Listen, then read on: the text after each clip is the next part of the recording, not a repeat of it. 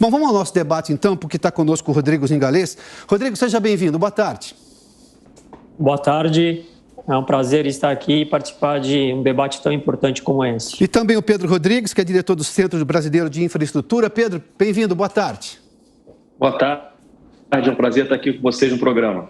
Rodrigo, que é diretor da Associação Brasileira de Revendedores de Combustíveis Livres e Independentes, eu quero começar com você. Eu apresentei esses dados porque a frase do presidente da Petrobras, José Mauro Coelho, quando ele diz que todas as petrolíferas tiveram lucros muito maiores do que tinham justamente pelo movimento do preço do petróleo no mercado internacional, seja pela guerra, pela pós-pandemia, tudo bem. Essa resposta faz sentido. Quando ele diz que está no mesmo patamar, esses números o desmentem e desmentem a Petrobras e questionam qual é a conta que ela faz para repassar ao público. Qual a sua opinião, José, por gentileza, Rodrigo? Eu acho que os números falam por si só, né? Se a gente comparar com a ExxonMobil, que está no mercado bastante competitivo, principalmente o norte-americano, a gente vê que a lucratividade da ExxonMobil é quase metade, um pouco mais da metade daquele da Petrobras. A Petrobras hoje no Brasil ela reina solo. E eu acho que esse é um ponto, por ela ser um monopolista, ela consegue definir o preço que ela bem entende no mercado interno e se aproveitando desses preços, gerando mais lucros do que outras empresas que atuam em um mercado competitivo. Rodrigo, na sua opinião, qual é a conta que a Petrobras está fazendo, então, para ter esses números que destoam do mercado internacional? Porque a alegação de que o petróleo está mais caro é do mundo inteiro, que pressiona a inflação também é no mundo inteiro. Mas essa proporção de lucro que ela tem em relação às outras chama atenção. Qual é a conta que a Petrobras está fazendo e você acha que deveria ser transparente nesse aspecto também? Certamente. Eu acho que a conta está no... Vamos pensar em termos dos custos de produção e refino da Petrobras. Pelos dados da Petrobras, em linhas gerais, a Petrobras levaria ou geraria para produzir um barril de petróleo já refinado em torno de $30 o barril. E ela acaba vendendo no mercado interno em torno de $100 a $110 do preço do barril, porque esse é o preço internacional. Então, acho que essa é a resposta. Ela está tendo um lucro 2 vezes maior do que o seu custo. Pedro Rodrigues, diretor do Centro Brasileiro de Infraestrutura, vou trazer você agora para o debate, porque a gente tinha até outro dia, até ver esses números assim de uma maneira muito mais clara, um debate que, para mim, na minha opinião, já está, digamos, datado. Se você acha que a Petrobras devia ser estatal de verdade, com intervenção do governo, se ela deveria usar somente as regras de mercado, como, na verdade, está acontecendo hoje. Houve também uma discussão que nós fizemos aqui, inclusive, no Prós e Contras, sobre a possibilidade de privatização da Petrobras como uma solução diante da situação. Fato é que agora, com esses números, a própria alegação do presidente da Petrobras cai por terra. Na sua opinião, por que a Petrobras, qual é a conta que a Petrobras faz para ter esse lucro exorbitante e sempre vir com o argumento de que o preço está defasado? Só que nós brasileiros estamos pagando muito mais caro pelo combustível e gerando um lucro muito maior para a nossa petroleira do que qualquer outro, digamos, cidadão do mundo, levando-se em conta esta lógica. Na sua opinião, essa regra tem que continuar desse preço de paridade e seja lá qual a conta que a Petrobras faz depois disso? Olha, a gente precisa separar primeiro, né, o que é a Petrobras produtora de óleo do que é a Petrobras refinadora e vendedora de derivados. Se a gente olha esse balanço, esse lucro da Petrobras, por que ela teve um lucro maior do que a ExxonMobil, do que outras empresas? Primeiro, porque ela é mais eficiente. A gente aqui no Brasil tem o pré-sal. Se a gente for lá no balanço da Petrobras, a gente vai ver que custa, para tirar um barril de óleo, o chamado lifting cost, custa $3,40. E a Petrobras ela não vende seu óleo todo para o mercado nacional, ela exporta. A Petrobras ela é exportadora de óleo. Outro motivo também, as outras empresas internacionais, como a ExxonMobil, a Chevron, dentre outras, elas tiveram baixas no balanço muito grandes. Eram empresas que tinham operação, por exemplo, na Rússia e em outros países. Então, se você olhar lá, a baixa no balanço dessas empresas, ela foi muito alta. E a Petrobras não teve essa característica. Agora, a Petrobras ela está no mercado aqui dentro, nós aqui dentro do Brasil, nós somos importadores de derivados. Então, a Petrobras ela produz petróleo, produz gasolina, produz diesel, refina nas suas refinarias, porém, essas refinarias não são suficientes para atender ao mercado. nós precisamos importar combustíveis. Então, se a Petrobras começa a vender combustível mais barato, né, olhando o custo do óleo, ou tentando subsidiar de alguma maneira, como foi feito nos governos do PT, ou ela vai tomar prejuízo, porque ela vai ter que importar produtos a um preço mais caro e vender mais barato, ou a gente vai ter desabastecimento no mercado, porque outros importadores privados vão deixar de importar e vender esses derivados aqui no Brasil. Então a Petrobras nada mais, nada menos do que simplesmente praticar uma paridade de preço que permita que outros importadores consigam, né, importar esse combustível e atender a essa demanda interna que nós temos aqui, que é maior, volto a falar, do que a produção de gasolina, diesel, de GLP que a Petrobras tem nas suas refinarias. Então é uma questão de custo-oportunidade. Essa Petrobras está vendendo aqui mais barato do que o seu concorrente que está importando, significa que o acionista está perdendo dinheiro, consequentemente o governo também. E se ela começar a fazer isso, pode causar desabastecimento, ou ela vai ter que fazer como fez lá nos governos do PT e subsidiar o preço da gasolina, do diesel, do GLP dentro do seu balanço, causando aqueles prejuízos bilionários. Tá, mas se a gente olhar então para essa lógica do balanço, Pedro, se a ExxonMobil, por exemplo, teve um lucro menor porque parte da operação que ela tinha na Rússia, devido à guerra, ela abriu mão, quer dizer que neste caso da Petrobras, nós estamos falando aqui, vamos pegar uma outra tela aqui, Felipe, vamos ver percentualmente, porque é difícil colocar só nessa conta de ativos russos das outras empresas que reduziram o lucro dela em relação à Petrobras. Porque se a gente olhar o lucro das petroleiras pelo mundo, do ponto de vista percentual, a Petrobras, primeiro trimestre comparado com o primeiro trimestre, pela lógica econômica, a Petrobras teve um lucro de 4.492%. Se olhar para a PetroChina, por exemplo, 46%. A ExxonMobil teve 100,7%, ou seja, ela só dobrou o lucro. A Petrobras foi de 4.492%. Se eu vejo para a Chevron, por exemplo, 345%. E a CNOOC, que na verdade é outra empresa chinesa, 1.315%. Mesmo assim, nós estamos falando de uma diferença muito grande. Você fez menção, e eu também fiz menção, eu vou deixar isso claro aqui, em relação àquele momento da Petrobras nos governos do PT, mas eu sempre olhar para a intervenção governamental, que é sócia da empresa, aliás, foi a criadora da Petrobras, só com aquele exemplo, que aquilo ali não foi intervenção, aquilo foi crime, tanto que resultou no Petrolão, e a gente sabe todo o caso do judicial que levou aquilo. Eu não estou exagerando também no entender que a empresa não deve ter nenhuma preocupação no país e no mercado em que ela atua. Isso também não é um exagero do mercado. Eu não tenho um xiitismo de liberalismo econômico em relação à Petrobras, de torná-la completamente intocável, sem levar em conta, por exemplo, esse movimento ESG. O que é esse social, por exemplo, do ESG na Petrobras? O que isso deveria representar, na sua opinião? Olha, eu acho que, na verdade, esse social deveria representar o que ela faz, né? Pagar impostos, dividendos, fazer ações, né, para a população e para o Brasil e para outras pessoas. Agora, o que foi o caso do Petrolão foi uma coisa, né, foi o roubo que teve na empresa, mas a empresa, além do Petrolão, ela teve mais de 100 bilhões de dólares em prejuízo no passado, subsidiando o preço dos combustíveis. Agora, é óbvio que a gente pode olhar, né, o brasileiro está chateado de pagar caro pelo combustível, o americano está chateado, o francês está chateado, está todo mundo chateado. E aí, para esse tipo de política que existe o governo, né, através de uma política pública com dinheiro do Tesouro. O que a gente não pode misturar, e que eu acho que acontece muito, é a gente misturar a Petrobras como sendo o Tesouro Nacional, a Petrobras como sendo o Ministério de Minas e Economia, ou de Minas e Energia, perdão, ou o Ministério da Economia.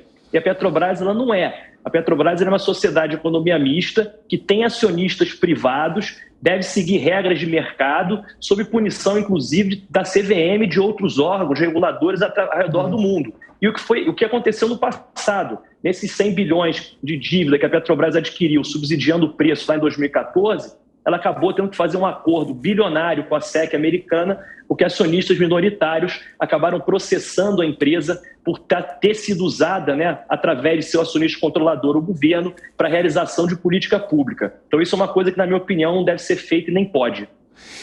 Acho que o brasileiro não está chateado em pagar mais caro, ele está empobrecendo de uma forma muito dura via inflação, que é um dragão que ninguém gostaria de rever. E parte disso vem dos combustíveis e dessa política, obviamente podemos questionar, é esse o tema do nosso debate. Antes de a gente ouvir também as pessoas nas ruas, Rodrigo Zingales, por gentileza, você concorda com essa posição do Pedro? Gostaria muito de concordar com ela, mas discordo frontalmente, levando em consideração números. Quando o Pedro fala que o Brasil é importador, é importante a gente deixar claro para a população brasileira quanto hoje a Petrobras produz e refina de gasolina e diesel. Hoje a Petrobras tem condições de produzir e refinar mais de 80% de toda a demanda nacional. A Petrobras também, juntamente com as 3 principais distribuidoras, ela é a principal importadora de gasolina e diesel no país. Isso quer dizer, falando em números, que se o custo de produção e refino da Petrobras gira em $30 o barril e ela tem hoje condições de atender 80% da demanda, a gente estaria falando que, em termos de produção da demanda total, o custo da Petrobras seria de $24 o barril. Se a gente falar que a Petrobras tem condições hoje de importar 100% dos 20% restantes, ela gastaria outros $20, cerca de $20, $22, aí depende como está o preço internacional, para trazer gasolina e diesel para o país. Há um custo total para atender 100% da demanda nesse momento de alta de preço internacional de $44. Se a Petrobras conferisse aos seus acionistas uma margem de lucro de 50%, a gente está falando que o preço da gasolina e diesel no Brasil poderia chegar para os nossos consumidores em torno de $66 a $70 o barril e não a $100 ou 110, que seria o preço internacional. Eu acho que esse é o ponto que a gente precisa deixar muito claro para a população brasileira. A Petrobras hoje teria condições plenas de atender 100% do mercado doméstico de gasolina e diesel, seja com produção nacional em sua grande parte, seja com importação de derivados. Não o faz por qual razão? Essa eu acho que é a pergunta que a gente deve fazer para o presidente da Petrobras. Talvez porque está beneficiando agentes privados em detrimento do consumidor e da população brasileira. Eu acho que esse é um ponto importante para a gente colocar na questão. O segundo e último ponto, a Petrobras nos últimos anos tem investido menos em refino. E esse investimento a menor significa reduzir a oferta de gasolina e diesel produzido localmente. Qual a razão para isso? Também é outra pergunta que deve ser respondida pela Petrobras, que com base nessas respostas a gente pode fazer uma avaliação mais concreta de quem está ganhando e quem está perdendo com essa política.